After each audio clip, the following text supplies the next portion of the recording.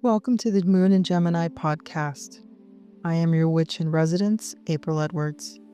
This is the astrology for the week of February 16th to the 22nd. This is not a quiet week, but it is not chaotic either. It is a week of redirection, subtle in some places, destabilizing in others, and threaded throughout with something much softer underneath. There are major events happening. The solar eclipse and the Saturn-Neptune conjunction. And I've recorded separate episodes for those, so we won't deal with those here. Instead, we're going to look at the currents that move around those larger thresholds. Because often it's surrounding aspects that tell you how the body processes the shift.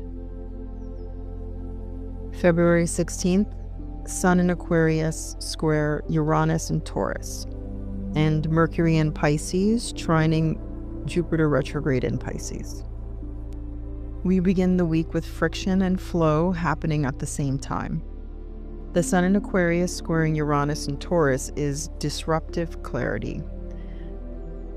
Aquarius seeks progress, systems, collective direction, and Taurus resists instability and protects material security. When they square, something rigid is pressured. This can feel like a sudden awareness of where you've been tolerating stagnation and frustration with systems that refuse to evolve. This is not necessarily external chaos, it is internal intolerance. You may feel less willing to compromise with what is no longer making sense. At the same time, Mercury in Pisces trines Jupiter retrograde in Pisces. This is a subtle grace. While the Sun in Uranus square agitates the outer world, this Mercury-Jupiter trine expands inner understanding. Conversations soften, intuition clarifies, and you may suddenly understand something that felt confusing for weeks. This is not intellectual clarity. It's emotional organization. You might not have new facts, but you have a new perspective, and that matters. February 17th, solar eclipse in Aquarius, and Venus in Pisces conjunct the North Node. The solar eclipse has its own episode, like I said, so I won't be breaking it down here, but I will say this: eclipses redirect. They reroute energy. And on the same day, Venus in Pisces conjuncts the North Node. This is relational destiny energy, but not in a romanticized sense. Venus conjunct the North Node in Pisces will ask you, where is compassion pulling you forward? Where is forgiveness part of growth? And where are you being asked to love in a way that dissolves old defenses? Because it's in Pisces, it isn't about contracts or commitments. It's about emotional evolution. This can look like releasing resentment or softening towards something you once resisted. But remember, the North Node represents unfamiliar growth, so this may feel uncomfortable.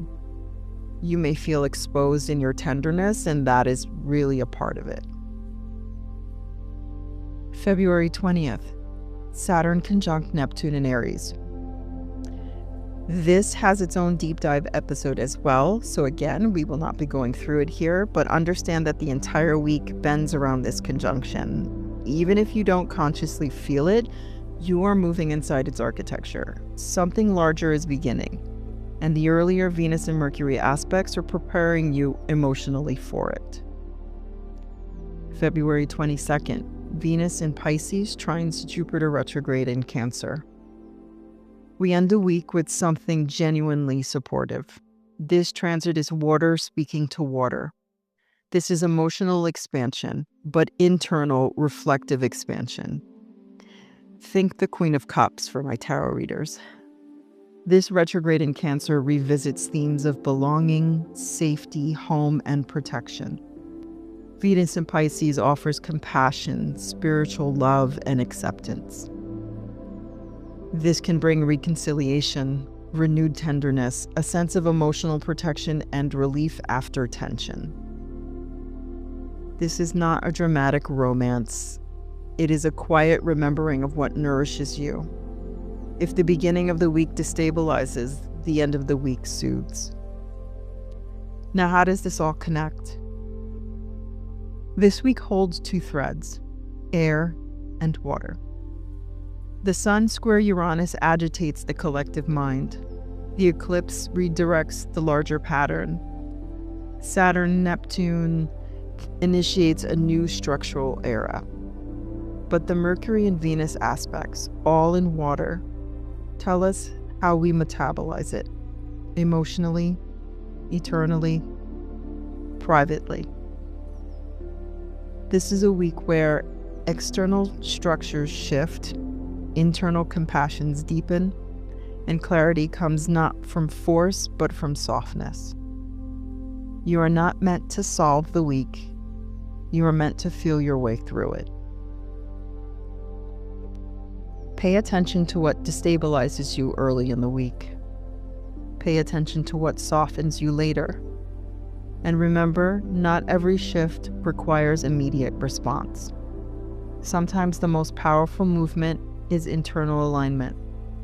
We will continue unfolding the larger transits in their own episodes, but for now, let the week do what it is designed to do.